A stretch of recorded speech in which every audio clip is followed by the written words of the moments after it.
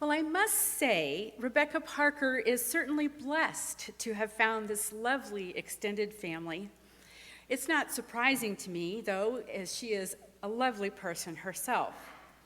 But this excerpt from the larger message that she delivered at General Assembly made me wonder, what if you don't have such lovely people to call relatives?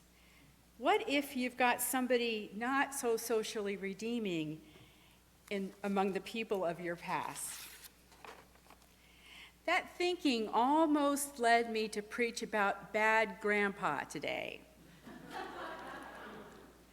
For years, I have been haunted by a family legend of a great-great-grandfather who shot and killed another man, possibly his own brother, over some terrible wrongdoing. After doing some research, I found that my maternal second great-grandfather, William Archibald Devil Bill Maxwell, had indeed been convicted of voluntary manslaughter in 1907. Family legend says it was a crime of passion. However, I'm not convinced because Bill was 60 years old when he went to prison. But who knows what the circumstances were? I'm hoping that I can verify more as I continue my research. Bill served only 2 years for his crime. I don't know if he earned Devil Bill as a result of his crime or if it stemmed from some other of his misdeeds.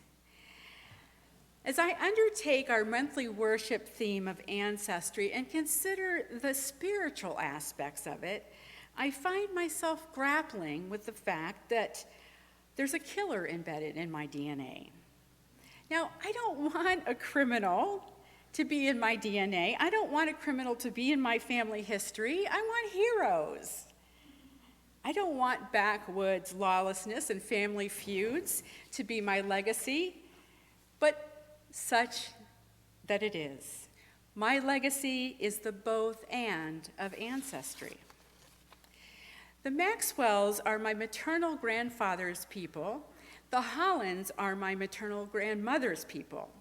Both families probably immigrated from Scotland and England in the early 18th century and settled on the southern frontier of Georgia, where it was sparsely populated at the time and farmland was cheap. The Maxwells and the Hollands remained farmers in Grady County, Georgia for generations. The nearest town was Cairo, spelled like Cairo, Egypt, but pronounced Cairo.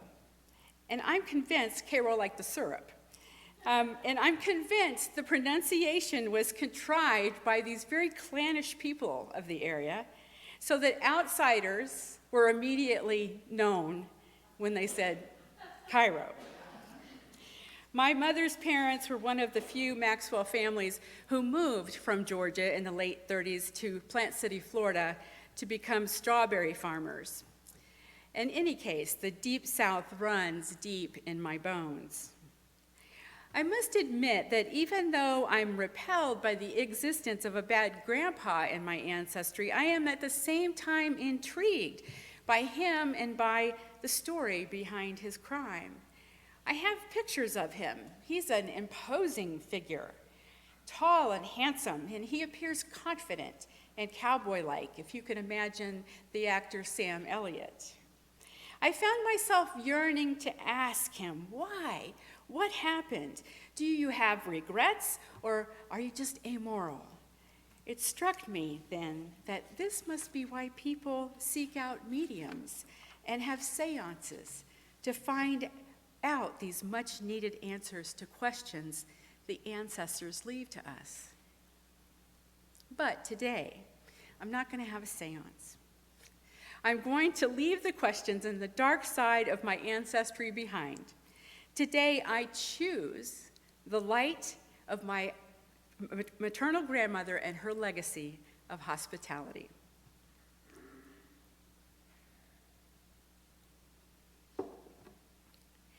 My grandmother, Henrietta Holland, was born to James and Martha Holland in 1898.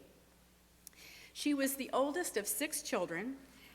Both her parents died, one in 1918, the other in 1920, from the Spanish flu, which was a pandemic, if you recall your history. This left Henrietta and her next oldest sister to care for their 4 remaining siblings, ages 17, 14, 10, and 6. Henrietta was already married to my grandfather, William Robert Maxwell, and had her own 1-year-old son to care for. Henrietta's hospitality, her care and feeding of others, and her family obligation to meet the needs of others were hoisted upon her by circumstance. She was an adult when her younger siblings were orphaned. She was the oldest. She was, in all likelihood, the most capable of caring for her young children. Now imagine being newly married with babe in arms and grieving the death of a parent. Imagine then taking on 3 more children to care for when your husband is a sharecropper, barely able to make ends meet. Your house has no electricity or running water. Yet my grandmother was capable. For in the face of all those challenges, no one in the household ever went hungry or had want of clothing, except maybe shoes on occasion. Henrietta had chickens, she kept a garden, and had a wonderful green thumb. She, like her husband, came from a long line of farmers. She canned, she cooked, and she kept her meager household functioning. Henrietta and Willie, my grandfather, had 11 children in all, and 5 were born in the 10 years after my grandmother lost her parents and took in her 3 siblings. When I consider this, I'm astounded at how my grandmother could manage it all. My mother told me that once that Henrietta would take flour sacks and sew them into dresses so the girls could go wear them to school. Henrietta had a push-pedal sewing machine that as a child I was able to watch her sew on. She kept that pedal in perfect rhythm as she stitched clothing and quilting pieces. Henrietta had no formal education, yet she was quite literate, though her reading was mostly limited to her Bible. She could also read music and had a pump organ, pedaling with those dexterous feet of hers, the same way, to keep the air going evenly through the pipes as she played Rock of Ages and Abide with Me, with her grandchildren circled around. There was no mistaking Henrietta's roots in the Deep South. Her lexicon included y'all, yonder, and young'uns, and it was git, not get, and at times syllables were added to words for emphasis. For example, when the grandkids would play hide and seek in her garden, y'all, listen here, you young'uns get out from over there. These are the fond memories I have of my grandmother from the time I was 6 or 7.